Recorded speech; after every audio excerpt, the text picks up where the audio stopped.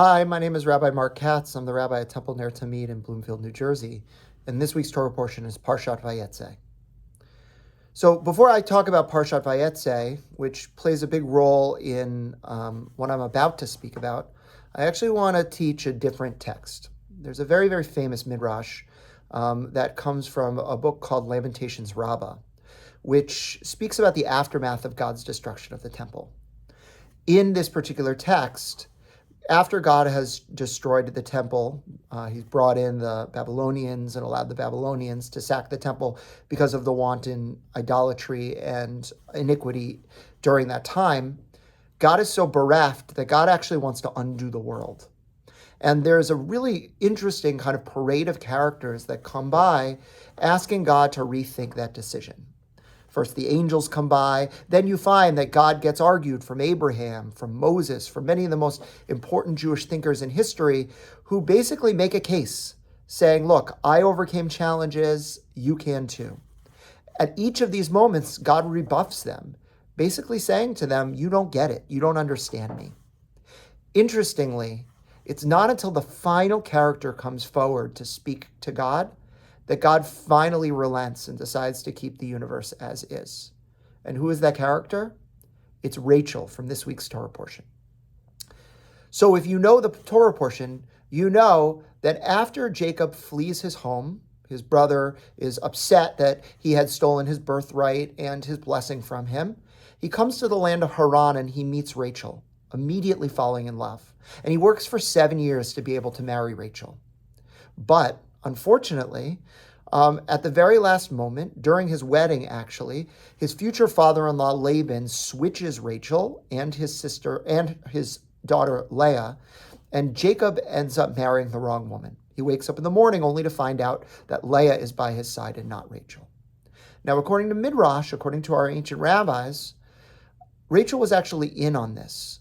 She understood that her sister was going to be left out if she were to marry Jacob.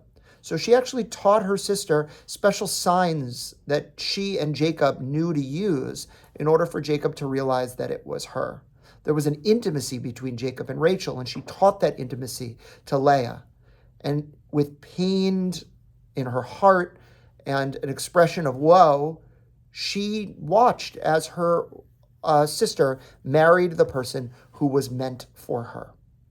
So when God is ready to undo the universe, when God is so pained at having destroyed the temple and unable to be comforted by the angels and by Abraham and by other people, it's Rachel who comes forward. And she basically says to God, look, God, I understand your pain. I have been there. I've watched as the person who I love so deeply ended up consummating a marriage to someone else. I had to, for the greater good of my sister's dignity, for my family line, so that my father would not ruin my future husband's life, I had to step back and I had to let this thing happen. And God sees the pain on her face as she's telling this story, and God decides that she finally understands what it means for God to have made the decision to destroy the universe. And God, finally being seen, relents and lets the universe stay. Rachel has become the emblematic sufferer in the Jewish people. Not only in this episode, but later when she struggles to have a child, we're told that Rachel just gets it. That when we are yearning for the things that we cannot have, we are like Rachel calling out for her children.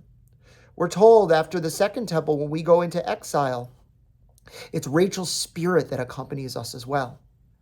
Rachel is, for all of our matriarchs, for all our patriarchs, the symbol of empathy that the Jewish community always consistently calls on. Our goal always, as leaders and as members of this Jewish community, is to try to be like Rachel, to invoke the pain that we might have felt in our life so that other people understand that we get theirs, that they can be seen. And when we do that, we not only make people feel understood, but we make it so that we carry at least a little bit of their burden, since we understand and help them understand that they are not walking alone. Thank you.